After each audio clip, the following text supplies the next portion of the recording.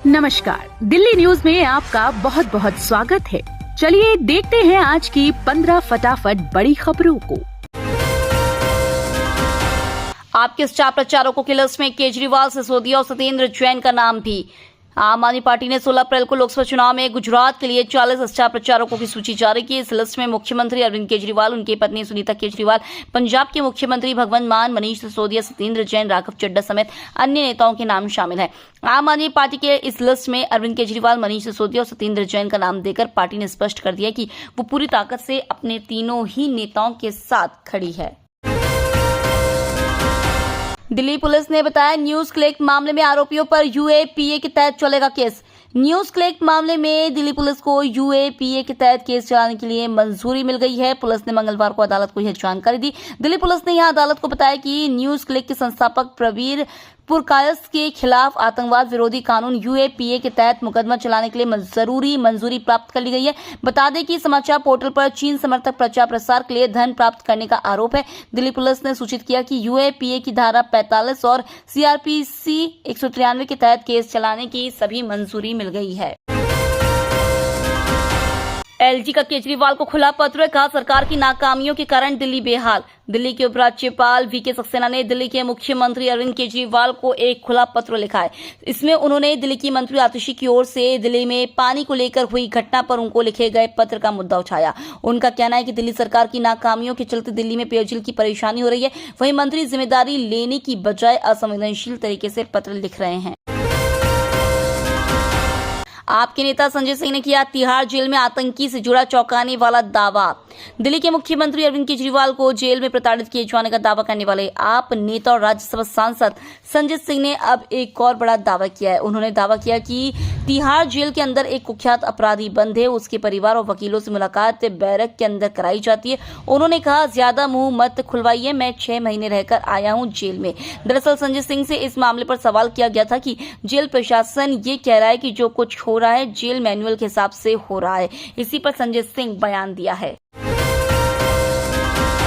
Jail से Delhi CM का emotional message, बोले मेरा नाम केजरीवाल है, मैं आतंकवादी नहीं। दिल्ली के सीएम अरविंद केजरीवाल न्यायिक हिरासत के तहत तिहाड़ जेल में बंद है। जेल से वह अपना संदेश भी भिजवाते रहते हैं। उन्होंने इस बार आप सांसद संजय सिंह के माध्यम से एक संदेश भिजवाया है। सांसद संजय सिंह ने प्रेस कॉन्फ्रेंस में कहा कि देश के लिए बेटे और भाई की तरह काम करने वाले दिल्ली के मुख्यमंत्री अरविंद केजरीवाल ने तिहाड़ जेल से एक संदेश भेजा है। उन्होंने कहा है कि मेरा नाम अरविंद केजरीवाल है और मैं आतंकवादी नहीं हूँ। प्रेस ब्रीफिंग में सिंह ने दावा किया कि दिल्ली के मुख्यमंत्री को एक गिलास के माध्यम से पंजाब के मुख्यमंत्री भगवंत मान से मिलने के लिए कहा गया था।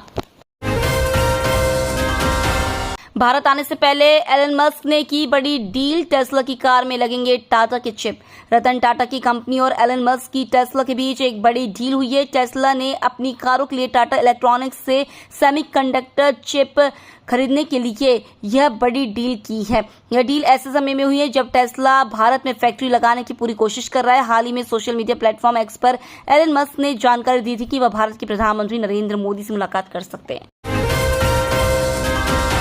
सुप्रीम कोर्ट में बोले बाबा रामदेव, हमें कानून का ज्ञान कम, सार्वजनिक माफी के लिए तैयार। पतंजलि भ्रामक विज्ञापन प्रसारित मामले में मंगलवार को सुप्रीम कोर्ट में सुनवाई हुई। जस्टिस हिमा कोहली और जस्टिस अमानुल्लाह की बेंच ने सुनवाई के दौरान बाबा रामदेव और आचार्य बालकृष्ण से कहा कि आपकी बहुत गरिमा है, आपने काफी कुछ किया है। वहीं दोनों के वकील मुकुल रोहतगी ने कहा कि हम सार्वजनिक माफी के लिए तैयार है ताकि लोगों को भी जानकारी मिले कि हम सुप्रीम कोर्ट के आदेश के पालन को लेकर गंभीर है।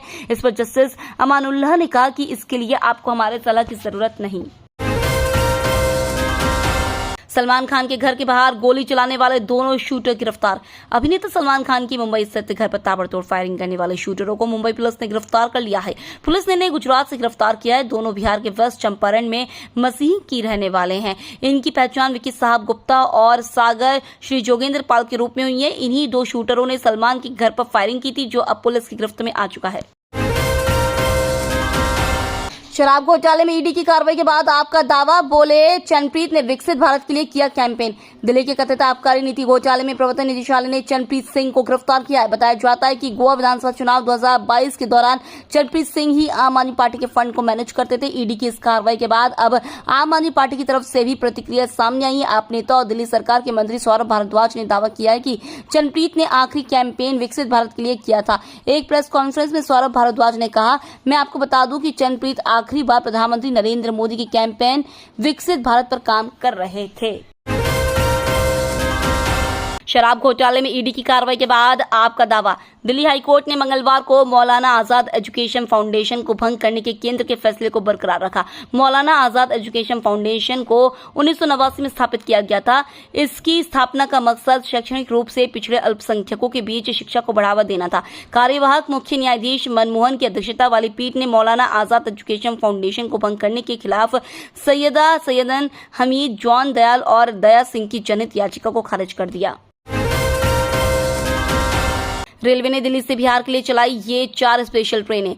उत्तर मध्य समेत देश के कई इलाकों में सूरज की तपिश बढ़ गई है। गर्मियों के मौसम में ट्रेनों की भीड़ को देखते हुए रेलवे द्वारा समर स्पेशल ट्रेन चलाने का ऐलान किया है। ग्रीष्मकालीन विशेष गाड़ी नई दिल्ली से बरौनी व दरभंगा और आनंद विहार टर्मिनल से मुजफ्फरपुर और सहरसा के बीच चलेगी। रेलवे के मुताबिक समर ट्रेनों के लिए बुकिंग शुरू हो गई है। अगर आप भी गर्मियों की छुट्टियों में बाहर घूमने का प्लान कर रहे हैं तो आप इन गाड़ियों में बुकिंग कर सकते हैं। दिल्ली शराब घोटाला मामले में अभी और बढ़ेगी अरविंद केजरीवाल की दिक्कत। दिल्ली शराब घोटाला केस में एक और बड़ा एक्शन हुआ है और आम आदमी पार्टी को गोवा चुनाव के दौरान फंड पहुंचाने वाले आरोपी को अरेस्ट कर लिया है। दिल्ली आबकारी नीति घोटाला से जुड़े मनी लॉन्ड्रिंग मामले में ईडी ने एक्शन लेते हुए चरणप्रीत सिंह को गिरफ्तार किया, जिससे अरविंद केजरीवाल की मुश्किलें और बढ़ सकती हैं। दिल्ली की उत्तरी पूर्वी सीट पर पूर्वांचल उम्मीदवारों के बीच जुबानी जंग। दिल्ली के उत्तरी पूर्वी लोकसभा सीट पर चुनावी जंग रोचक हो चली है। बीजेपी की तरफ से वर्तमान सांसद मनोज तिवारी है, तो वहीं दूसरी तरफ कांग्रेस की तरफ से कन्हैया कुमार को उम्मीदवार बनाया गया है। वहीं पूर्वांचल के दोनों नेताओं के बीच जुबानी जंग शुरू हो गई है। कन्हैया कुमार ने कहा कि व्यक्ति नहीं, मुद्दा महत्वपूर्ण होता है। वहीं मनोज तिवारी ने कन्हैया पर पलटवार करते हुए कहा कि वो 40 दिन के लिए घूमने आए हैं। केंद्र सरकार ने श्रीलंका और यूएई को 10,000 मैट्रिक टन प्याज निर्यात की दी मंजूरी। देश के अंदर प्याज के दाम पर कंट्रोल रखने के लिए केंद्र सरकार ने प्याज निर्यात पर प्रतिबंध लगाया है। इस बीच केंद्र सरकार ने श्रीलंका और संयुक्त अरब अमीरात को 20,000 मैट्रिक टन प्याज निर्यात करने की अनुमति दी है। सरकार के इस फैसले के तहत दोनों देशों को 10,000 मैट्रिक टन प्याज का निर्यात किया जाएगा। विदेश व्यापार महानिदेशालय ने एक अधिसूचना में संयुक्त अरब अमीरात को अतिरिक्त 10,000 मैट्रिक टन प्याज के निर्यात की अनुमति दी है। केंद्रीय गृह मंत्रालय के दफ्तर में लगी आग, कंप्यूटर, जेरोक्स मशीन सहित कई चीजें खाक। केंद्रीय गृह मंत्रालय के ऑफिस में अचानक आग लग गई। आग दफ्तर की दूसरी मंजिल में लगी थी।